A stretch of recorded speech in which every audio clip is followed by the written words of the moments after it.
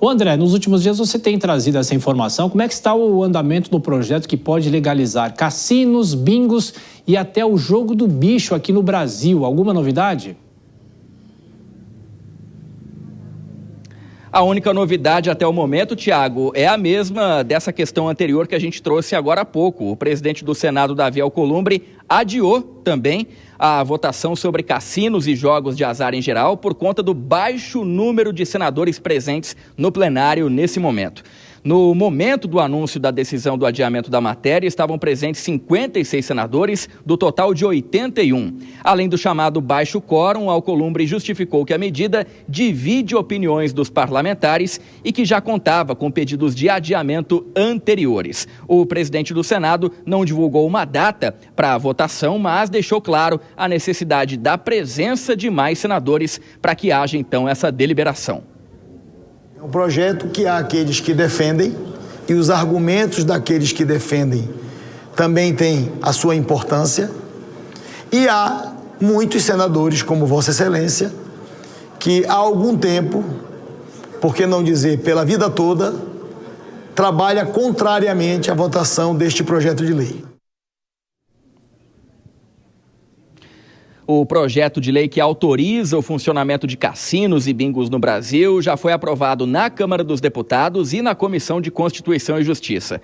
De acordo com o texto, será autorizada a instalação de cassinos em polos turísticos ou em complexos integrados de lazer, ou seja, resorts e hotéis de alto padrão com pelo menos 100 quartos cada um, além desse número mínimo de quartos, restaurantes, bares e locais para reuniões e eventos culturais dentro desses hotéis e resorts.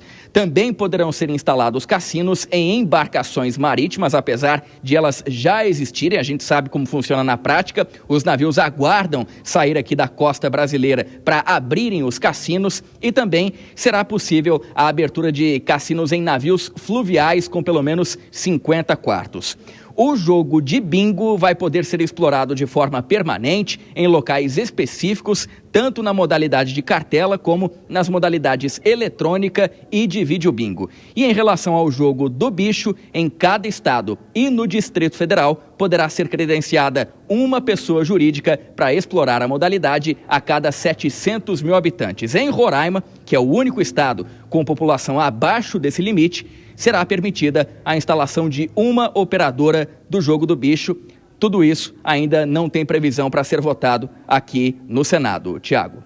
Meu caro André Anelli, com o perdão do trocadilho, você aposta em que esse projeto é aprovado antes do recesso, fica para depois ou não vai sair do papel nunca?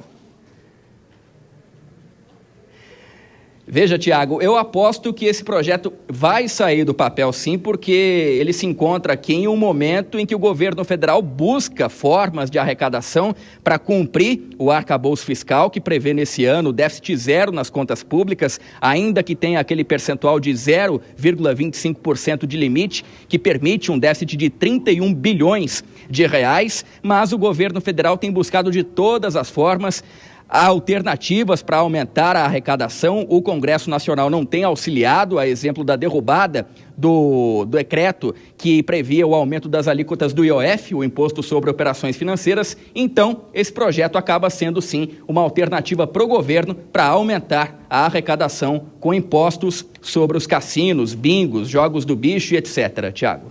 André Anelli, daqui a pouco você volta com mais informações, vou chamar os nossos comentaristas. Quero saber da sua bola de cristal, Dora Kramer, em relação a esse projeto. Quando o Congresso Nacional começa a se movimentar de uma forma um pouco mais ampla do que das outras vezes, e eu também fico pensando o que estaria imaginando o então presidente Eurico Gaspar Dutra. Não é isso, Dora Kramer? Pois é, eu quero falar dos dois assuntos. Então vamos conversar pelos jogos, já que você falou do Dutra. É uma questão, é proibido no Brasil desde o meados dos anos 40. Portanto, lá se vão 80 e tantos anos. Mas isso não é mais importante.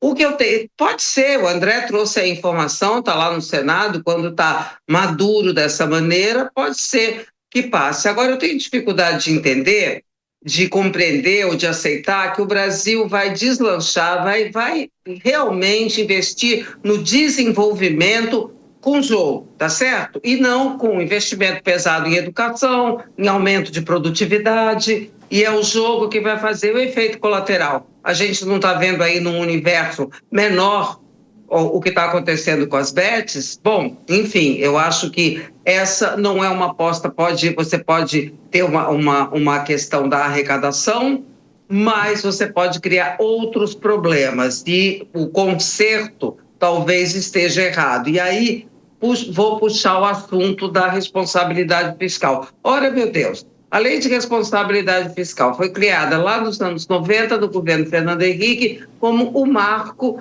da organização e da estabilidade econômica. Agora, afrouxa-se a lei, porque agora é só os terceirizados. Não, aberta essa porteira, não tem jeito. Já tentaram afrouxar a lei das estatais, já afrouxaram a improbidade administrativa e estão tentando afrouxar a lei da ficha limpa. Quer dizer, desse jeito, tudo que a gente monta no país de regramento que nos permite ter um ordenamento muito melhor, aí vão se afrouxando porque esse ou aquele setor precisa se ajeitar aqui e ali. Realmente não é um caminho adequado para um país que precisa se desenvolver o quanto antes. E tem um outro ponto, Roberto, claro que eu quero saber a sua opinião sobre a questão dos jogos, mas em relação à responsabilidade fiscal, nos últimos dias a gente vem acompanhando um embate muito grande entre o governo e o Congresso Nacional. O próprio Congresso faz a derrubada da alta do IOF, o decreto, e aí, aumento do número de deputados no Congresso Nacional. E agora essa discussão também.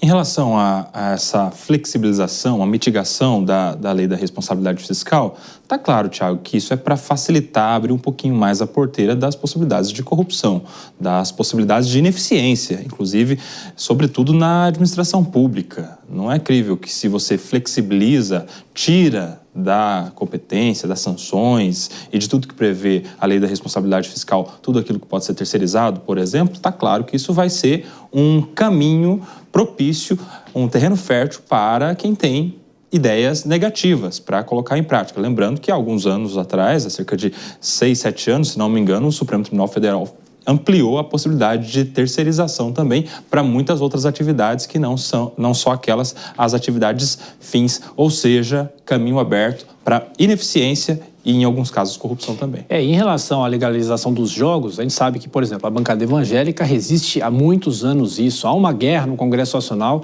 de narrativas e discussões, os contrários, os favoráveis.